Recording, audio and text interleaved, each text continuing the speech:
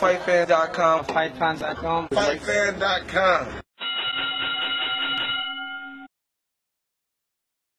Okay, this is the FightFan.com After the Final Bell Power Hour. This is your host, Ace Freeman, with Joe Bruiser on the FightFan.com Power Hour, which is brought to you by FightFan.com in association with FightFan.com. Joe, how's it going?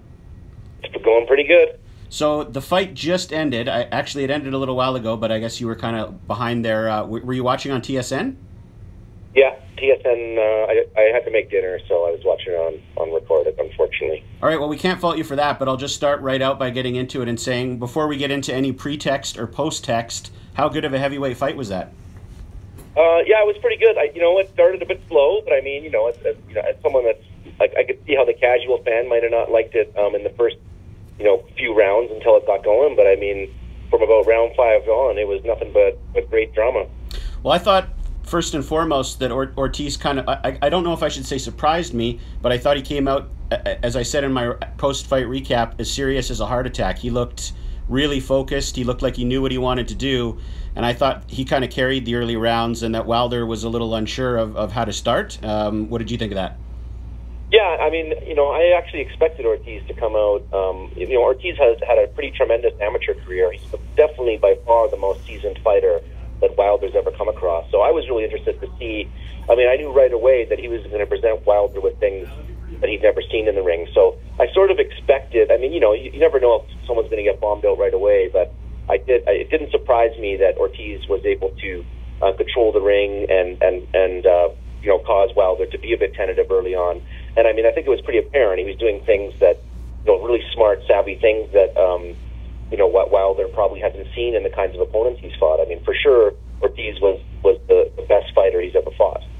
Yeah, I think I expected that as well. There's no doubt Ortiz is a pretty savvy fighter. We knew that going in. I thought maybe with some of the rumors that he was a little bit older than as speculated by some people might play into a little bit, but I thought he came out with his game plan tight, and I think it showed right off the bat that anytime Wilder was going to let that his right hand loose, that left counter was coming, and it really didn't seem like Wilder knew what to do about that until the 5th round. And then what would you say was the difference? Wilder kind of turned the tables a little bit in the 5th. What do you think happened there that allowed him to do that? I don't know. That's a good question. I mean, Ortiz was fighting so tight and fighting a really good fight until then. I think Wilder was just sort of waiting to land that shot, as we've seen before. I mean, we've seen him not looking great, but somehow he's got that equalizer, and it likely just connected. I don't actually remember the specifics of that first knockdown in the It was round. pretty much a right hand on the temple or on the forehead, from what I remember, and it definitely buzzed him. And the only drawback was that it was in the final 10 seconds, so he didn't have an opportunity to follow up on it at all. Right. Yeah. Exactly. So, and I'm not even sure. I mean, Ortiz went down. I don't remember. It was hard to tell how hurt he was, but it definitely was the kind of temple shot that would create some equilibrium issues. I'm not really sure if there was anything there, as much as, you just sort of expect at some point Wilder's going to land a shot, right? And he showed us once again that he really does have, that right hand of his, can change a fight like that. I think it was more that than anything else. I sort of, he was just sort of biding his time.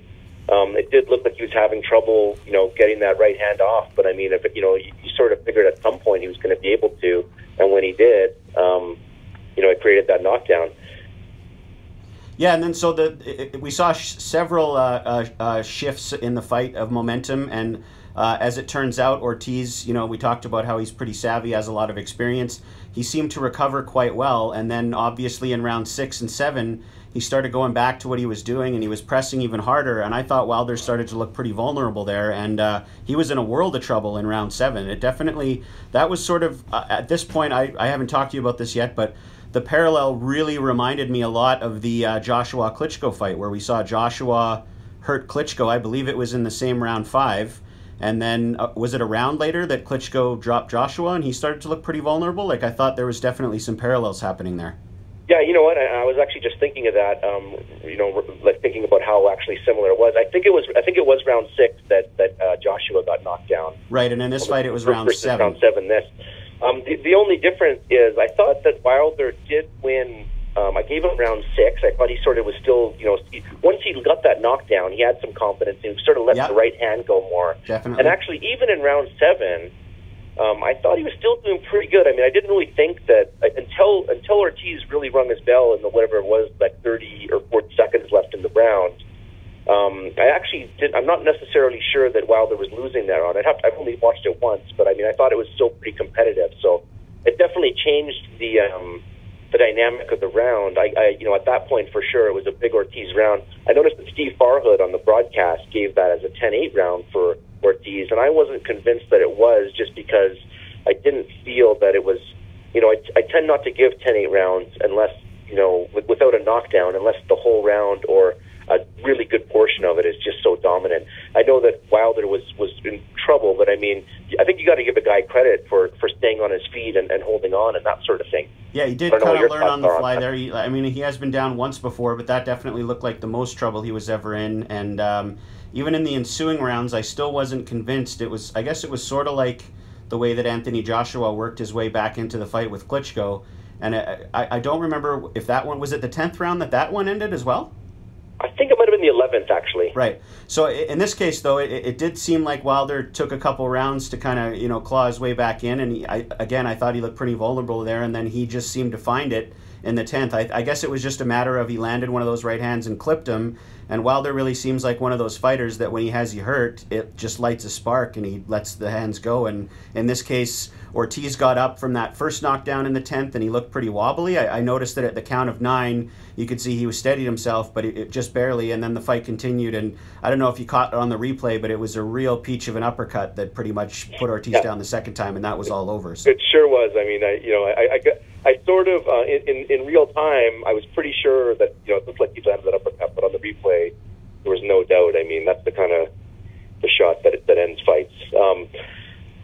It's interesting because, I feel like there was the first real knockdown, actually, I think was kind of the throwdown earlier in the round.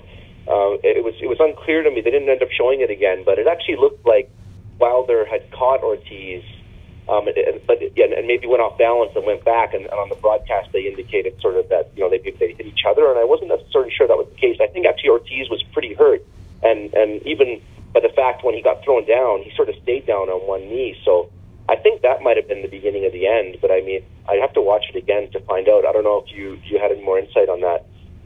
Definitely after that, though, Wilder, is a pretty good finisher. I mean, both those guys are good finishers, so it was hard, but the second half of the fight really had a lot of drama where you'd see one guy get clipped and then the other guy's going to be coming at him. So it was actually pretty exciting second half for sure. Yeah, and overall, at the end of the day, I thought it was a great heavyweight fight, and then immediately I thought it was probably the best fight since. And then we don't have to go that far back because that Joshua Klitschko fight was such a good fight. So I guess at the end of the day, I was pretty impressed that I think definitely the best version of Ortiz showed up, and I wasn't necessarily sure that would be the case. And then I thought there was some questions asked of Wilder that I guess it's fair to say he answered some questions tonight. Do you think that's fair to say? Yeah, I mean, and I guess that's what I was trying to get at before. I mean, I wasn't trying to sort of disparage what Ortiz was doing. I thought Ortiz actually looked really sharp from the get-go, like you said.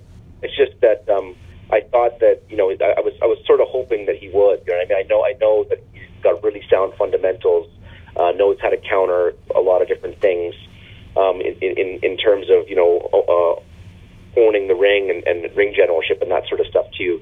Making the fight at his pace, and I wasn't sure how Wilder would react to that. I mean, I guess that's kind of what I was hoping to see, and we did see that. Like, what's he going to do when he can't just, throw bombs without paying the price, kind of thing, right? But yeah, on top of that, the fact that he was really hurt for sure. I mean, first of all, he overcame the initial rounds that he was sort of losing or not really able to have his way with Ortiz, and then was really hurt in the 7th. I think that answered some questions about can he hold on. And I think you're right. I mean, I think even to start the 8th round, he still looked like he was on unsteady legs. And you see that sometimes a guy takes another round to sort of get their to get back in their rhythm, which was good. I mean, by the end of the 8th round, I thought he looked a lot better, and I was expecting him to come out a little bit better in the 9th round. And then he finished strong. I mean, we know that he's got power, right? We've seen him score some late round knockouts before. I mean, the guy just hits hard, and yeah, I mean, I think he definitely answered some questions about his chin, his heart, that he is able to adapt, and that his power is for real. I mean, we kind of knew those things a little bit, but you sometimes have a hard time, knowing where that is with the quality of opposition, I guess. So I agree there. I mean, he definitely answered probably more questions than he would have had he just gone in there and blown Ortiz out, because it probably would have been a little bit of a disservice to Ortiz. People would have just written him off as maybe not having that much to begin with.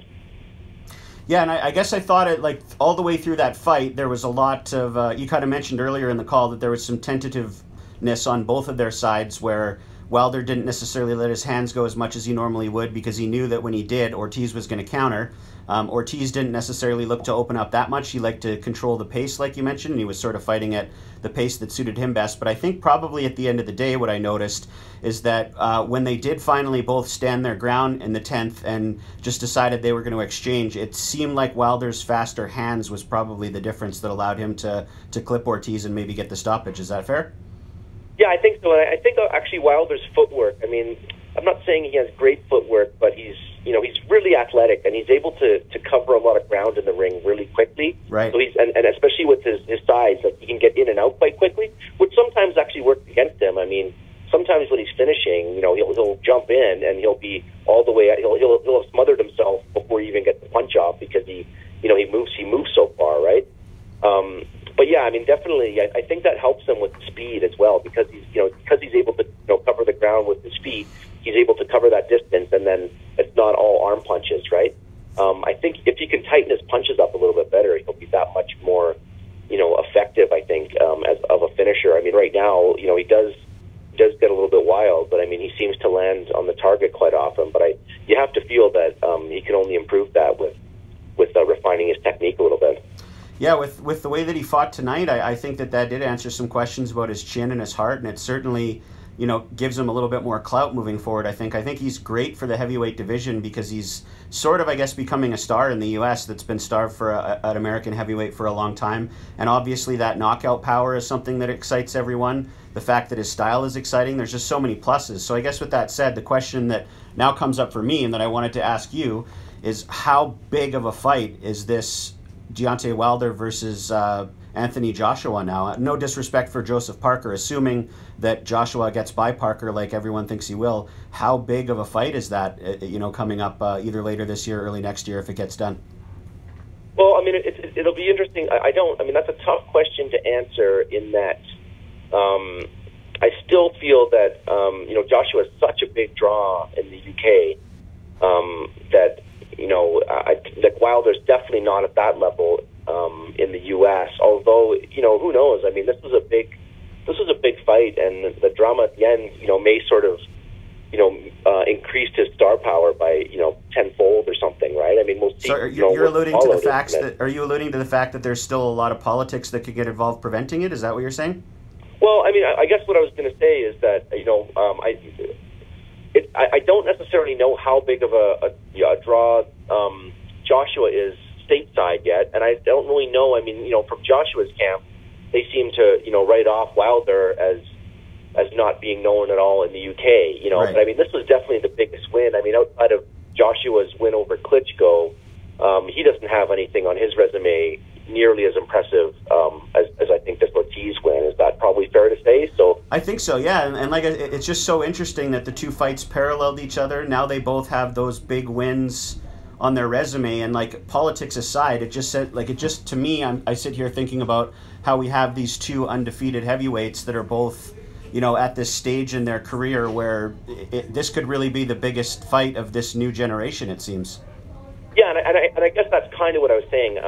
I think that however big that fight was, earlier today or yesterday, it's a lot bigger now. It's hard to say, though, until we see a little bit of the follow to what happens here, how big it actually is, and could it get bigger? If you listen to both sides, they seem to think that the other guy is not, the draw on their side of the Atlantic kind of thing. But I mean, it'll be interesting to see. I don't really know. I mean, it's a weird thing, because Joshua does have such a domestic following, and I'm not sure Wilder does at this point. But you kind of think that he, the bigger that it can get in the States will make it that much bigger, kind of thing. So I think It'll be interesting to see. I mean, definitely from in terms of anticipation of a heavyweight matchup and what you're saying. Yes, it's absolutely huge.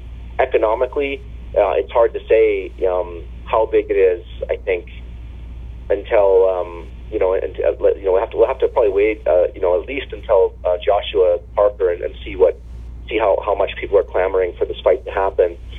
Maybe it's big enough right now that it happens later in the year, or maybe we're still a year away. I mean, I'd like to probably see it sooner than later, anyways. And I really expect it to be a tremendous fight. I mean, it's the kind of thing. I really give Luis Ortiz credit, because I do think that for both Wilder and Joshua, two guys that came to the sport late, Ortiz didn't have sort of the. He was a dangerous opponent with not a lot of upside, I think, other than maybe the prestige or accolades that would come with defeating him. But he wasn't a big money draw kind of thing, right? So I think this win over him for Wilder does a lot for his credibility. But I also kind of, that would have been a tough fight for Joshua as well. I mean, that's a savvy fighter as well. And I know Joshua beat Klitschko, but I mean, just as we say that Ortiz is 38 or 39 years old, I mean, Klitschko was 40 or 41 and also on the downside as well, right? So, True. It's interesting. I mean, that was a really seasoned fighter that was going to make things difficult for a guy that didn't have that same kind of amateur background. This is the FightFan.com Power Hour, the After the Bell Power Hour, brought to you by FightFan.com in association with FightFan.com. Joe, the last thing I wanted to ask you is I missed the post-fight festivities. You said you watched them. If there was other fans out there that didn't hear them, what did Wilder say post-fight? What was asked of him? What did he say about the fight? And then what did he say about Joshua, if he was asked about Joshua? Yeah, well, so, I mean, Wilder essentially said that, he was the baddest man on the planet, as you can probably set bomb squad a few times. Excellent. As he does. But, no, I mean, he thought it was a good fight. He gave props to Ortiz. They both seemed to have respect for each other after there was good sportsmanship after the fight. He didn't seem to think that he was, or at least didn't, think that he was that hurt at the end of the seventh round. He said, he got hit, but he thought that Ortiz, he was more sort of getting off balance because Ortiz was throwing combos and that sort of thing, and knocking him around. But he didn't think that he was extremely hurt. I mean, that's a bit of fighter's bravado, I think, as well, to say that. As far as Joshua is concerned, I mean, he said, yeah, he wants that fight, next. He said he's been calling for it, and he, that's the fight he'd like to have sooner than later, I guess, right? So they're waiting for Joshua Parker to happen, and then I think they're going to be clamoring for that as well. All right, I think we'll put a pin in it for there. We like to keep it around the 20-minute mark, so this is definitely something that we talked about doing before, and we're going to maybe try to start doing after the big fights on Saturday night. I think it was apt that we call it the After the Final Bell Power Hour. Felt pretty good to me. So this is Ace Freeman and Joe Bruiser signing off for the FightFan.com After the Final Bell Power Hour.